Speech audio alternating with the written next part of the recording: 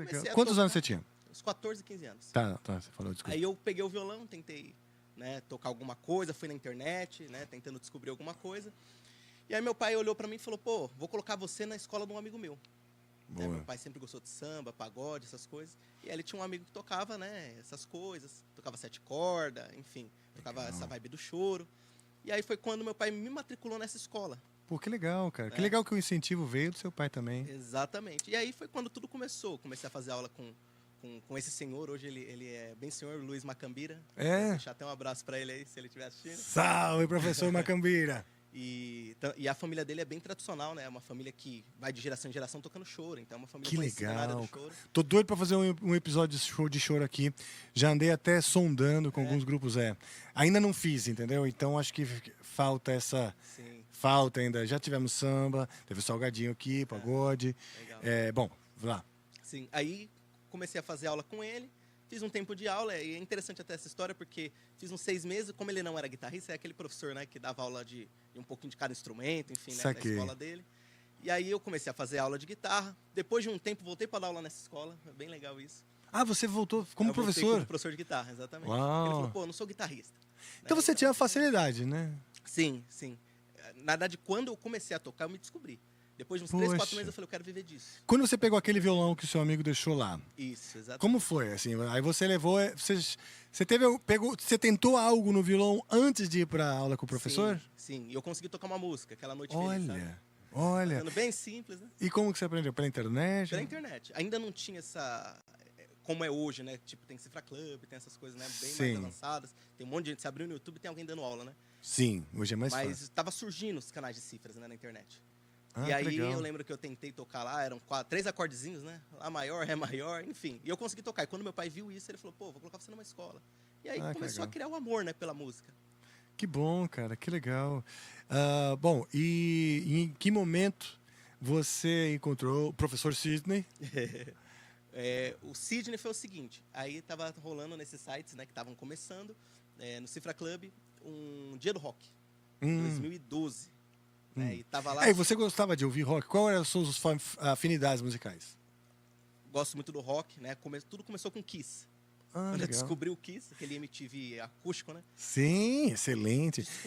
E quando você foi aprender choro, era o que você gostava também? Ou você falou, eu gosto de música em geral? Não, eu gosto de música em geral. Boa. Minha mãe e meu pai gostam muito de pagode baiano, essas coisas assim. Eles gostam disso. Só que minha mãe sempre teve um bom gosto musical, né? Legal, então, isso é importante. Já vi escutar de tudo, pop, estava Celine Dion, Laura Pausini, essas coisas assim, né? Eu sempre ia no bolo do que eles estavam escutando. Agora, um jogo que eu joguei fez eu começar a gostar de rock. Que é o GTA San Andreas. Que é o do carro? Isso, do carinha lá. Sai matando os caras? Isso. Você gostava de sair matando os caras? Exatamente. Você toca música de jogo? Oi? Você chegou a tirar a música de joguinho? Não, eu tirava as músicas do GTA? Do GTA. Porque assim, se você entra no carro lá no GTA, tem uma rádio. E a rádio porque o GTA se passa em 1980, mais ou menos. Ah, tá. Época. E aí as rádios estão lá. E são rádios realmente oficiais, da época, né? O jogo é mesmo? Que legal. E aí eu escutava Toto. Olha só. Rádio, Toto, e você podia escolher? Podia. Você escolhe lá no jogo. Você escolhe a rádio, aí tem lá a rádio Bonce, né? Que é a rádio de músicas... como que eu posso dizer? Funk, né? São os funks americanos, né? Então você escuta os funks americanos. E aí, eu gostava de escutar a rádio de rock, né? A rádio rock tocava Toto, David Bowie. Olha só. Kiss, né? Barracuda, né? Enfim. Pô, que legal. Um monte de músicas. E aí eu comecei a curtir. Eu falei, caramba, que legal, né? E aí foi quando eu comecei a ter essa influência de rock. Mas assim, o Kiss eu realmente me apaixonei. Vi o Ace Frehley tocando guitarra. Falei, putz, eu quero tocar guitarra igual esse cara. Que legal. Né? E aí foi quando eu tive essa influência do rock. Tá. E aí, voltando para a questão do Sidney, aí foi quando eu... Dia do rock.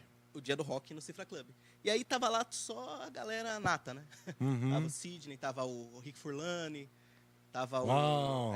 Também era da NIG nessa também época. O Fernando Noronha, que é Fernando Noronha. O Gozelzinho, na época, era da NIG também, o Zelzinho. Ah, é, cara? Eu sei que tava a turma toda lá, e, enfim, eles fizeram um dia do rock, cada um tocava uma música, tudo. E eu conheci o Roger, porque eu sou do Roger gospel, Franco? né?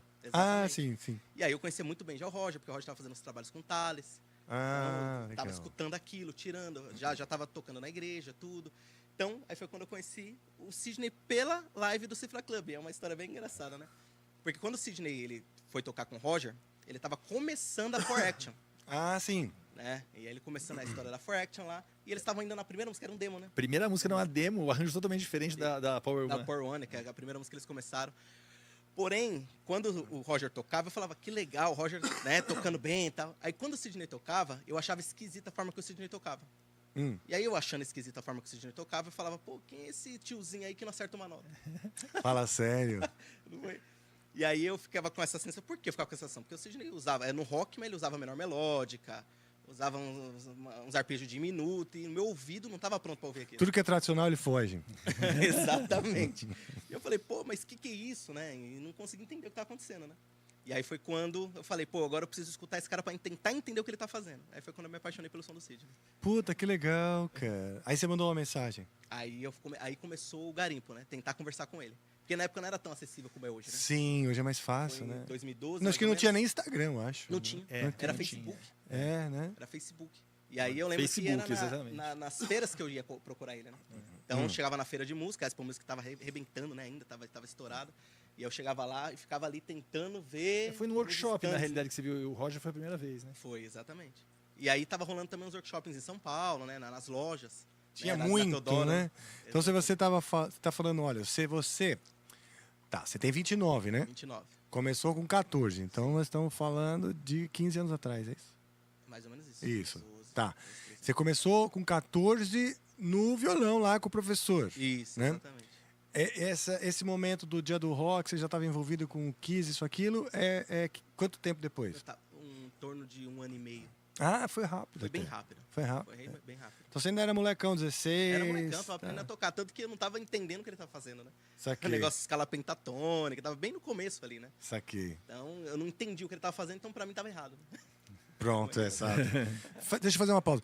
O pessoal da técnica tá tentando me dar um recado aqui. Fala aí, Luciano. Alô? Ah, estão me dizendo que o Roger Franco tá na live. Ah, E aí, meu Salve, irmão? Roger! Que você tá, meu irmão? Você tá bem? Olha lá. Aí, maravilha. O Roger já esteve aqui com a gente, né? Fala para ele responder, porque senão ele tá intimado com caráter de urgência, né? Pô, Roger Franco, um dos maiores guitarristas brasileiros, pessoal. Quem não conhece, pesquise. E também com essa base forte do mundo gospel, né? Sim, sim. Então o Roger era muito conhecido naquela época. Hoje é, né? Mas assim, naquela época ele tava realmente estourado, porque tava tocando com o Thales, que era um cantor artista. Que tava estourado, um artista tava muito estourado. Enfim, aí todo mundo queria tocar aquilo lá. Era o que tocava na igreja, né? Saquei.